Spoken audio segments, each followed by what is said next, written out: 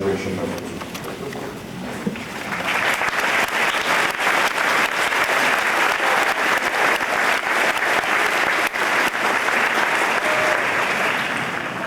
Bozen.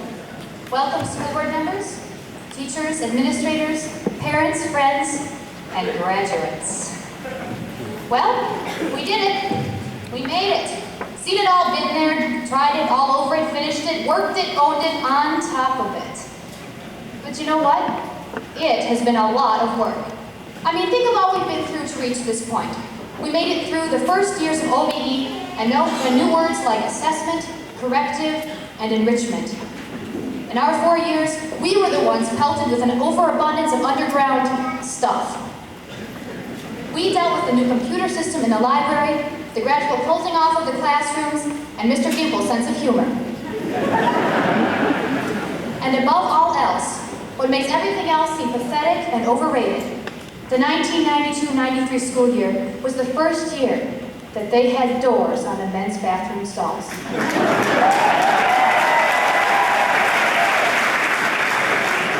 And now, no more. We reached the momentous occasion that we have worked toward for 4 years, commencement. But what is commencement? To commence means to begin, but for us, commencement is also a graduation, an ending. We have, of course, reached a point that is the conjunction, the juxtaposition, if you will, of both. In any case, we are here to celebrate the accomplishments of the class of 1993. And celebration should not be argued, it should just be done. But first, we have to know what we are celebrating. High school has been a great epoch in our lives, and we need to celebrate both the ending and the beginning. Why would we want to celebrate moving on without celebrating what we've been through to reach this moment? It's not just that we are out of here, although, hey, we are. But let's remember that we should remember friends, teachers, adventures, trials, and tribulations of these past 4 years. Come on, it hasn't been all bad. In fact, it's been pretty good a lot of the time in places where we aren't the most experienced ones. In fact, it may seem that we'll have very little to celebrate, but memories, some experience, and whatever spare change we find left over in the pockets of jeans we haven't washed in the past 3 weeks. But what we hope to celebrate then is opportunity. Lots of people say a lot of deep things about opportunity, and usually they're right. A person named Alice W. Rollins once said that God's best gifts to us are not things, but opportunities. We have all been told countless times that the importance of opportunity is not what you get, but what you do once you have it. That phrase is so true, it's scary. It's scary because it leaves us with endless responsibility, and responsibility is frightening no matter how old you are or how much experience you've had. Of course, everyone must deal with responsibility of making something of opportunity. But isn't the effort worth it? Isn't the accomplishment worth what will ultimately result in a commencement and a graduation? And it better be, because we made it this far. So, let's celebrate responsibility. 1993 has been unquestionably a pivotal year for us as graduates, but in our nation as a whole, it has been pivotal as well. We have reached a point where our country is now led by someone not of my grandparents' generation, but of my parents. Kind of depressing, huh, moms and dads? The president's daughter is younger than your graduating senior.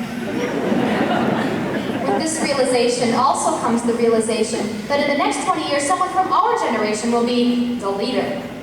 Again, responsibility is placed on our shoulders. It won't be just the president who has that responsibility either. It will be each of us. Everyone has the responsibility to use their abilities to make something of themselves. However, we have begun to establish the stable foundation any good leader must have through our education. Taking responsibility is only part of it. There are so many other elements involved in success as well. Among them are preparation, perseverance, and patience. Difficult qualities for anyone to consistently attain and maintain. But if anyone can achieve a success in these qualities, this class, my class, the class of 1993 can do it. Of course, my class can also procrastinate and plead for mercy in the attendance office with the best of them, but you can't have everything in one class, now can you? With these elements, we have also learned to appreciate the positive qualities in each of us, and in doing so, we have come together. We have come together in various groups, in joys, in struggles, in anxiety, in grief, and now in celebration. The question then becomes, what are we to do with this potential for success? Good question. We can start by utilizing the life lessons we have learned at Apple Valley High School. For example, we have realized the value of competitive spirit. With such quality of programs, teachers, and students, competition is inevitable. Beyond high school, competition is inescapable. Whether we're competing for a front row seat in math class, right, or the #1 spot in the list of lists most wanted category, it's been everywhere here. And as graduates of AVHS, we know how to utilize competition to better ourselves and capitalize on opportunity. Next on the list, role models. Whether it be teachers, parents, friends, or complete Amy Elizabeth Adamson. Jennifer Renee Allen.